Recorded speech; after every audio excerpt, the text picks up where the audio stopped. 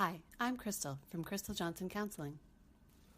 One thing I've learned, both from my clients and from my personal relationships, is that most of us need repeated exposure to insights and learning before growth can truly happen. Many of the most important lessons in life must be offered and absorbed multiple times before we can integrate the knowledge fully. Unfortunately, our high self-expectations can lead us to feel like failures when we realize that we didn't make a change or appreciate a truth the first time we heard it.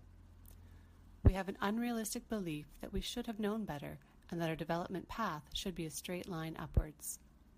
This can lead us to blame ourselves and beat ourselves up when the learning takes longer than we had hoped. Yet change is almost never linear. The notion of 2 steps forward and 1 step back is the rule and not the exception. This is easier to accept if we look at children learning new skills.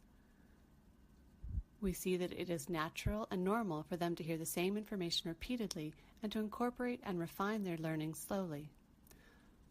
One example of this is how babies start with simple sounds and build that into mature language over many years of intensive and repeated exposure. Or how dancers begin practicing basic moves and over time add more complicated routines that build off the early patterns. So it is not a problem if you find yourself making a mistake that you have made before. The act of recognizing it as a repeated mistake is the seed of change. It is the awareness that you will build upon as you bring growth into your life.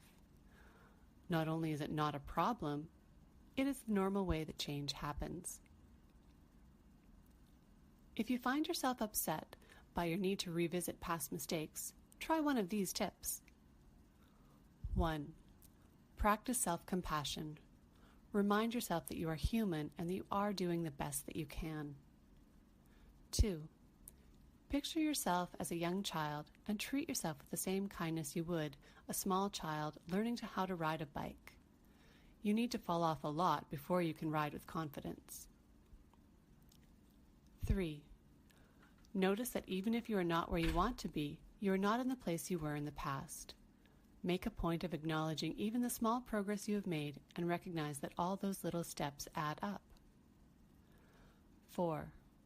Remember that this place of stuckness is only one part of your life and who you are. Recall the other areas of your life where you feel confident and have successes.